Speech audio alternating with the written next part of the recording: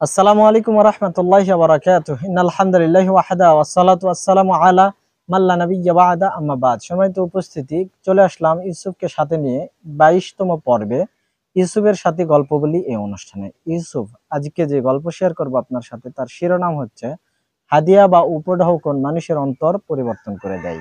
সুবহানাল্লাহ। একজন ব্যক্তি তার নিজের ঘটনা বর্ণনা করছেন। তিনি বলছেন যে আমার প্রতিবেশী, আবার সাথে সাথে তিনি আমার নিকট আত্মীয়। তিনি আমাকে প্রচন্ড তাকে কষ্ট দেয়। আমি তার ভাইকেও বলে দেখেছি যে কেন আপনার ভাই আমার সাথে এত খারাপ আচরণ করে, খারাপ বিহেভিয়ার করে, আমি বুঝতে পারি না। আমি তো তাকে ভালোবাসি, তিনি আমাকে কেন এত কষ্ট দেয়। সম্মানিত উপস্থিতি, আমরা জানি আল্লাহ রাসূল সাল্লাল্লাহু আলাইহি ওয়াসাল্লাম বলছেন 4টি বিষয় মানুষের সুখের, তার মধ্যে একটা হচ্ছে সৎ প্রতিবেশী, ভালো প্রতিবেশী। আবার তদ্রূপ আল্লাহ রাসূল সাল্লাল্লাহু আলাইহি ওয়াসাল্লাম বলছেন মানুষের কষ্টের 4টি বিষয়। এক, অসৎ প্রতিবেশী, যে প্রতিবেশী তাকে কষ্ট দেয়, আযাব দেয়। সম্মানিত উপস্থিতি, এই ব্যক্তি বলছেন যে আমি এই ব্যাপারে অনেক চিন্তা ফিকির করেছি কিভাবে তার সাথে ভালো সম্পর্ক স্থাপন করা যায়। আমি একজন ব্যক্তির কাছে আমার সব বিষয় বললে তিনি আমাকে পরামর্শ দিলেন যে আপনি বাজারে গিয়ে তার জন্য কিছু উপঢৌকন ক্রয় করুন, এরপরে মাগরিব এশার মাঝামাঝি সময় সংক্ষিপ্ত সময় নিয়ে গিয়ে তাকে উপঢৌকন দিয়ে চলে আসুন। তো আমি তার কথা মতো প্রায় বাজারে গিয়ে 15,000 টাকার উপঢৌকন ক্রয় করে তার বাড়িতে গেলাম। তার দরজায় টোকা দিতেই তিনি এসে গেট খুলে দিলেন। আমাকে দেখে তো অবাক আজীব হয়ে গেল।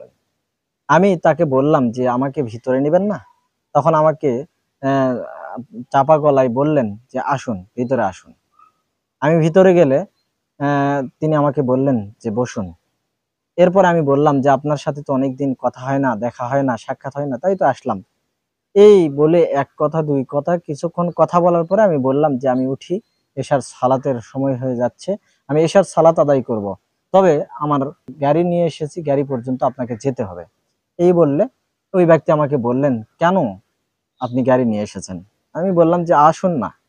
গাড়িতে এসে আমি বললাম যে এই উপঢৌকন এগুলো আপনার, আমি আল্লাহর জন্যই আপনাকে ভালোবাসি, এই উপঢৌকন অবশ্যই আপনাকে নিতে হবে। আলো আঁধারের রাত্রি আমি এই কথা বলার পরে দেখলাম ব্যক্তি কান্না করে দিলেন, তার চোখের মধ্যে অশ্রু। এরপরে তিনি আমাকে বললেন এশার সালাত আজকে আমরা দুইজনই পড়ব, আমার বাড়িতে আপনাকে খেতে হবে, দুইজন একসাথে খাবার খেয়ে আমরা যার যার বাসায় চলে যাব।